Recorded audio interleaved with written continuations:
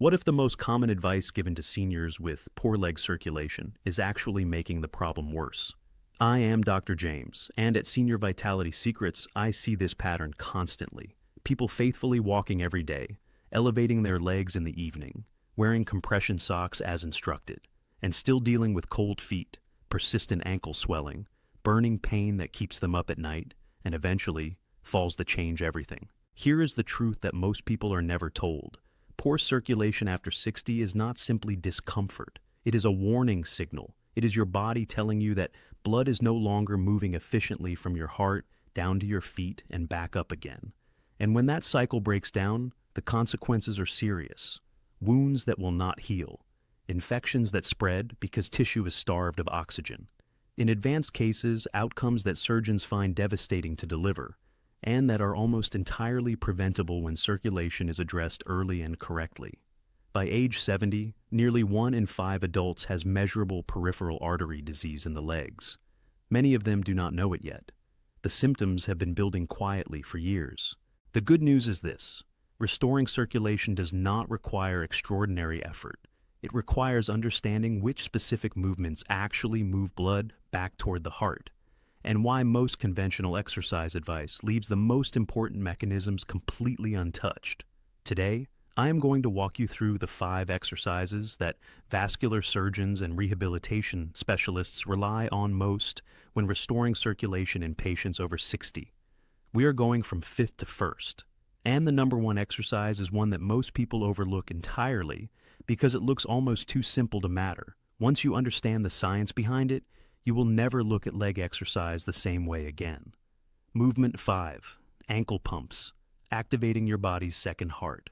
This is often the very first movement surgeons prescribe after leg surgery, before patients are cleared to stand, before they are allowed to walk. This movement begins in the bed or in a chair, and it begins immediately because surgeons understand something that most people do not.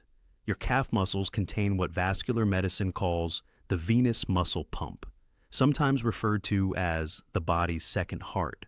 Every time your calf muscle contracts, it physically squeezes the veins running through your lower leg and pushes blood upward against gravity toward your heart. Without this pumping action, blood pools, the ankles swell, oxygen delivery to the tissue of your feet and lower legs drops, and the conditions for slow wound healing, nerve damage, and skin breakdown begin to develop. After 60, and especially after extended periods of sitting, this venous pump weakens substantially. Walking helps, but walking relies partly on momentum. It does not produce the deliberate, focused calf contractions that this specific exercise creates. Here is how to perform ankle pumps correctly. Sit in a comfortable chair with both feet flat on the floor. Slowly lift your toes upward toward your shins while keeping your heels planted on the floor. Hold for 1 second. Then slowly press your toes downward into the floor and lift your heels, as though pressing a gas pedal. That is 1 complete repetition. Move with deliberate control throughout. Aim for 20 to 30 repetitions, 2 to 3 times each day. The beauty of this exercise is its accessibility. You can perform it while watching television, reading, eating a meal, or sitting at a computer. It requires no special equipment, no physical exertion, and no balance or joint stress. Yet the clinical evidence from vascular rehabilitation programs consistently shows that ankle pumping significantly improves venous return and reduces lower leg swelling in older adults, even in those with limited mobility. This is where the circulatory recovery begins. But ankle pumps only activate the lower portion of the pump system. The next movement strengthens the muscles that prevent blood from pooling in the upper legs, and that is where more meaningful and lasting circulatory change begins. Movement 4, seated leg lifts for venous return. A 2024 study published in the Archives of Physical Medicine and Rehabilitation found that adults over 60 who performed seated leg lifts with light resistance improved their walking speed by 28%. And their stair climbing ability by 45% in just 8 weeks. Those numbers deserve some context because they are more significant than they might initially appear. Walking speed is not simply a measure of fitness. Physicians refer to it as the 6th vital sign, because research has consistently shown that slower walking speed is one of the most reliable predictors of fall risk, loss of independence, and shorter lifespan. Improving it by 28% in 8 weeks is a clinically meaningful outcome. Here is why seated leg lifts produce this result when walking alone does not. This exercise targets the quadriceps, the large muscles on the front of your thighs, and the hip flexors simultaneously, while requiring the core muscles to stabilize the body throughout the movement. These are the exact muscles that do the most work when you stand up from a chair, climb a step, or maintain your balance during an unexpected stumble. Standard walking at a comfortable pace does not challenge these muscles sufficiently to counteract the rate at which they weaken after 60. When these large thigh muscles contract during the lift, they also compress the major veins running through the upper leg, helping to drive blood upward toward the heart. The exercise is doing two jobs simultaneously: strengthening the muscles and improving venous return from the upper leg, an area that ankle pumps cannot reach effectively. How to perform this exercise correctly. Sit tall in a sturdy chair, with your back pressed firmly against the back of the seat. Both feet should be flat on the floor. Slowly lift one leg, extending it straight out in front of you with the knee as straight as comfortable. Hold at the top for 2 seconds. Then lower the leg slowly and with control, never allowing it to drop. That is 1 repetition. Perform 10 to 15 repetitions on one leg. Then switch to the other side. Posture is the detail most people get wrong. Keeping your back pressed against the chair prevents momentum from taking over and ensures that the quadriceps and hip flexors are doing the genuine work of the movement. When people lean forward or allow the back to curve, the exercise loses much of its effectiveness. As this becomes easier, add a small amount of resistance. An ankle weight of 1 to 2 pounds or a light resistance band provides the progressive challenge that stimulates continued strength development. Research consistently shows that muscle tissue in older adults responds to progressive resistance training at any age. The adaptation may be slower than in younger people, but it is real and measurable. Movement 3. Supported calf. Raises for strength, balance, and circulation. Here is a finding from aging research that consistently surprises people when they first hear it. Calf strength is one of the strongest predictors of whether a person over 60 maintains their independence in the years ahead. Not hip strength, not overall aerobic fitness, calf strength specifically. Seniors with stronger calves have fewer falls, recover more quickly from minor stumbles, and are substantially less likely to require assisted living arrangements. The mechanism behind this is the one we discussed in the context of ankle pumps, but taken to a higher level of function. A stronger, more capable calf muscle pump means more efficient venous return, less blood pooling, less swelling, better oxygen delivery, and superior balance reactions. What distinguishes this exercise from ankle pumps is that it combines muscular strengthening, circulatory activation, and balance training simultaneously. It addresses 3 of the most critical challenges facing people over 60 in a single movement. How to perform supported calf raises correctly. Stand behind a sturdy chair or at a countertop and hold on lightly for balance support. Place your feet approximately hip-width apart. Slowly rise up onto the balls of your feet, lifting your heels as high as is comfortable. At the top of the movement, pause for 2 to 3 seconds while looking straight ahead, not down at your feet, then lower your heels slowly and with full control over approximately 3 seconds. The tempo is everything in this exercise. The deliberate, controlled descent is where much of the strength development occurs. Dropping quickly eliminates the most beneficial portion of the movement. The pause at the top forces your balance system and your calf muscles to work together simultaneously, which is precisely what is required when you catch yourself during a stumble. This is not an accident of the exercise design. It is intentional rehabilitation engineering. Begin with 10 repetitions. As strength and confidence build over days and weeks, gradually increase to 20 or 25 repetitions. This single exercise, performed consistently over several weeks, produces measurable improvements in ankle stability, venous return, lower leg strength, and balance reaction speed. Movement 2. Single leg stance hold. Before I explain this exercise, I want to share a research finding that changes how most people think about balance and circulation and their relationship to each other. Large population studies cited by the National Institutes on Aging show that the ability to stand on one leg is one of the strongest single predictors of future falls, mobility loss, and physical decline after 60. Adults who perform poorly on simple single-leg balance tests are substantially more likely to experience serious falls within the following few years. And once falls begin, circulation almost invariably worsens, because falls lead to reduced activity, and reduced activity leads to reduced blood flow, increased pooling, and greater swelling and pain. What most people do not realize is that this exercise addresses both balance and circulation at the same time, through a single mechanism. When you stand on one leg, every stabilizing muscle in that leg, your calf, your ankle, your knee stabilizers, your hip, your core, must contract continuously and simultaneously to keep you upright.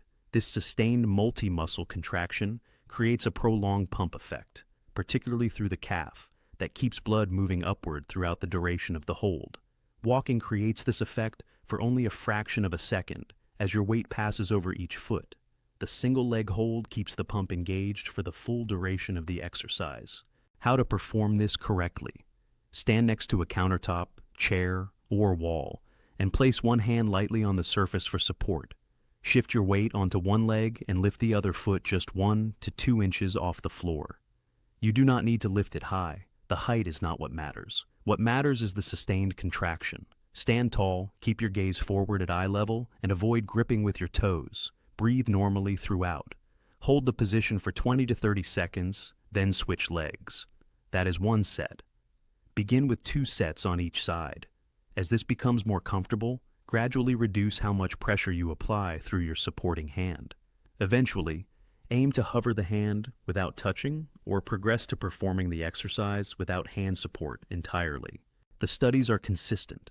Improving single-leg balance reduces fall risk, improves walking confidence, and keeps seniors more physically active over time, which is itself one of the most powerful long-term tools for maintaining circulation health. Movement 1, Standing Calf Pump Hold. We have arrived at the exercise that surgeons around the world rely on most consistently in vascular rehabilitation programs. The movement that appears again and again in clinical protocols for restoring blood flow after 60. The one I mentioned at the beginning of this video. This is the standing calf pump hold with an extended pause. And once you understand the biomechanics of what happens inside your leg during those held seconds at the top of the movement, you will understand exactly why it holds the #1 position. When you rise onto the balls of your feet, your calf muscles contract powerfully. In that contracted state, they are squeezing the deep veins of the lower leg with significant force and driving blood upward against gravity toward the heart. This is the venous pump in its most powerful form. The mechanical pressure of the muscle contraction is literally moving blood that would otherwise pool and stagnate in the lower leg. What makes this exercise different from standard calf raises is the hold at the top of the movement.